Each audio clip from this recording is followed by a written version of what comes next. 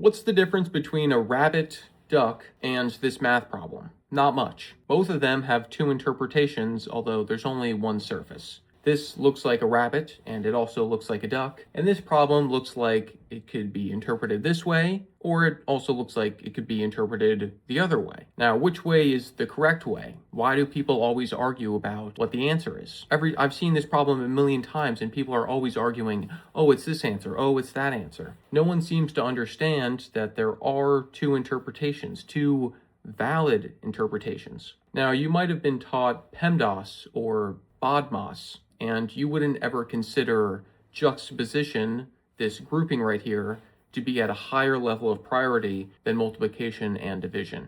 Or maybe you've only ever thought that juxtaposition is at a higher level of priority than multiplication and division. And so you're confused when people say, oh, this is how we solve it. Because in your mind, you're like, oh, juxtaposition is at a higher level of priority. Now, both camps are correct. Calculators use one version and the other version. If you plug this problem into a calculator, you're going to get different answers depending on what calculator you use. Some coding languages literally have juxtaposition at a higher level of priority than multiplication and division, and other languages don't. So why can't we just acknowledge that there are two different ways that things are done, different ways that things are interpreted? Well, I have no idea. I don't know why. And that's the reason for all this debate. That's why there's a billion comments of people saying, no, you have no idea what you're talking about. I'm pretty sure I went to school and I'm definitely right and you're definitely wrong. It's such a simple problem. Is it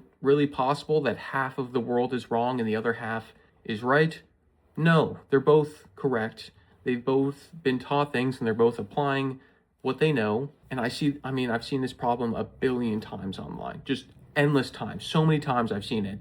And no one ever understands the fact that there are two valid understandings. They're just throwing snowballs without any realization that both are valid. Both are used by calculators. Richard Feynman uses it. Most formulas you see online use PEJMDAS. They use PEJMDAS, but when we're kids, we're taught PEMDAS so that we can make it through school a little bit easier. We've lost all of that context, and now we're just in an online forum with people saying, you're wrong, you're wrong, you're wrong, and no one understands that it's a cultural thing, it's a regional thing, what you were taught. Different calculators have different codings on how this is interpreted. How else could that possibly happen? I've posted about this subject like 100 times, and there's always people commenting saying, well, yes, but you're wrong. I'm not saying I'm right or wrong. I'm just saying it's simply the truth that both are valid interpretations. Both are used. To be honest, PEJMDAS is what's actually used in math textbooks. If you were to look at like a formula and you were to see mathematicians rewriting formulas, they're not using PEMDAS. They consider juxtaposition to be at a higher level of priority than multiplication and division. And you can see that in the way that they rewrite things. If they were using normal PEMDAS, then the way they rewrite equations just in one instance versus another wouldn't add up. They wouldn't be equivalent. But if you understand that they're using PEJMDAS and that they wouldn't follow normal PEMDAS to solve this, then I don't know what to tell you. Anyway.